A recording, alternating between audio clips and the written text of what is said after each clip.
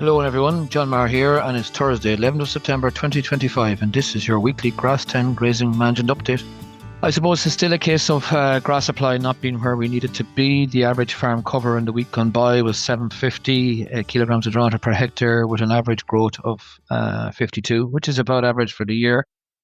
Given the 5-year average, with a demand of 41, so we're growing 10 more than we're eating.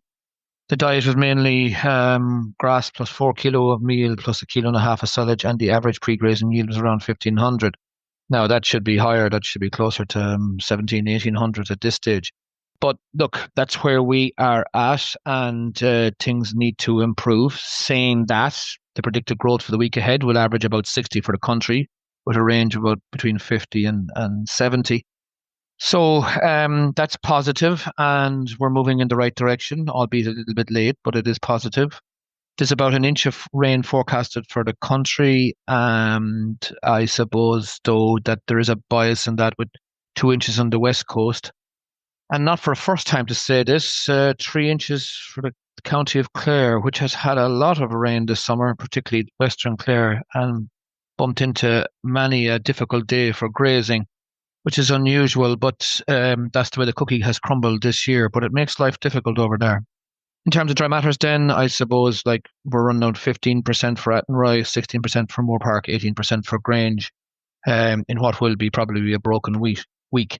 Getting back then to the story, I suppose, of grass, like with the average growth rate of about 52, which is about normal, but at this stage, because things have been poor in August and early September, over 80% of farms are currently behind where we want them to be.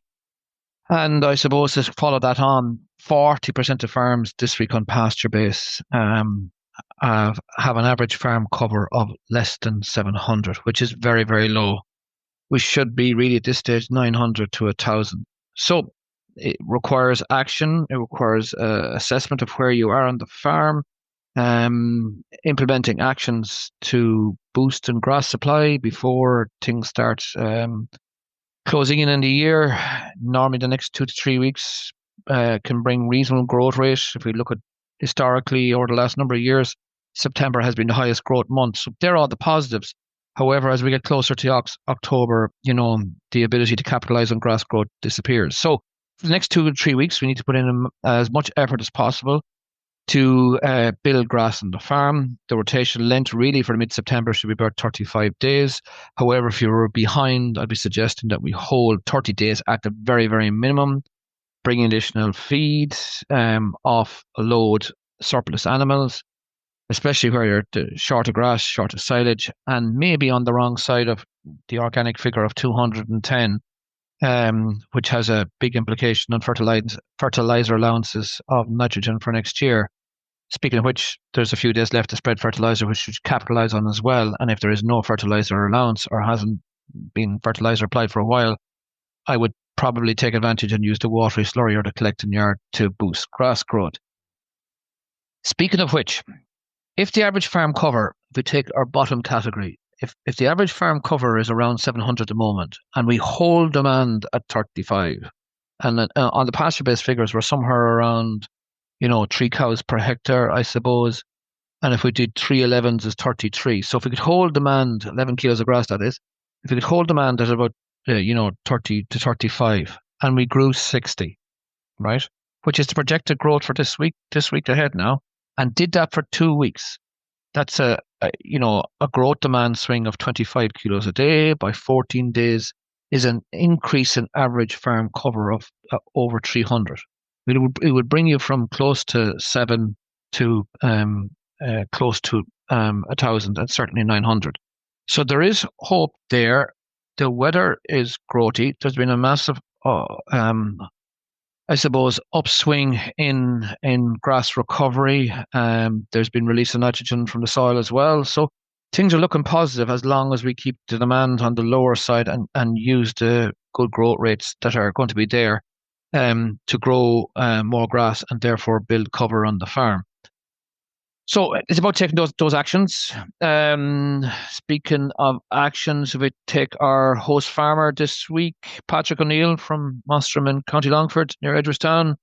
Patrick's average farm cover is over 800. He has 340 per livestock unit with a growth demand swing of about 10. So he's growing 10 or more over the demand.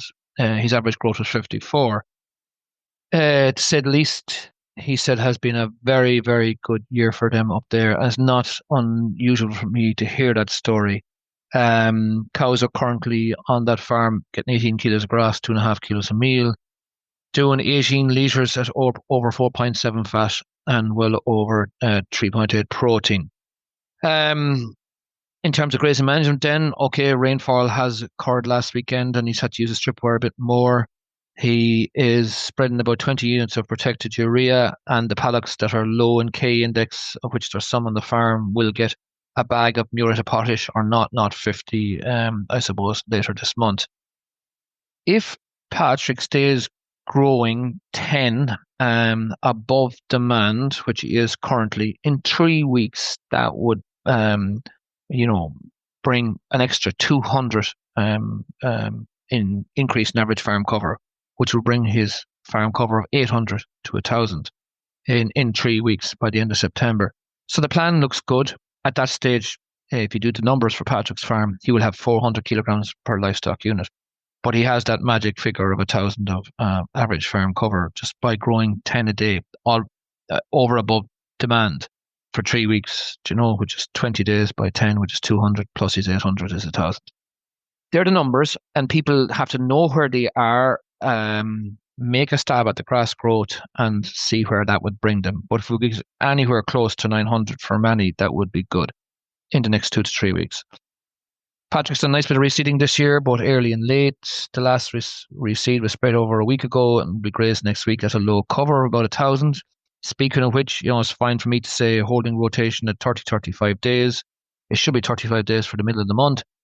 When you talk about reseeds, these really should be grazed at 25 days. You never want them to get too far ahead on you. If you run into the wrong weather with soft ground conditions, this stuff can be difficult to graze. So, graze it a lot more often will help the tillering, help ticking the sward, and much easier manage going into the winter. I suppose my last piece on grass today is about getting lots of queries on yellow rust. It's normally quite a Cork and Kerry thing, but I even got queries from Mayo this week. It tends to be a bit coastal, but it has, over my lifetime, spread further north over time. And I suppose this is to do with the carbon-nitrogen balance. You get specific fields get it, specific farms get it, but it has been quite common this year, I suppose, because of the time of year, the stage of grass growth that we're at, in that we've moved from reproductive stage to vegetative stage.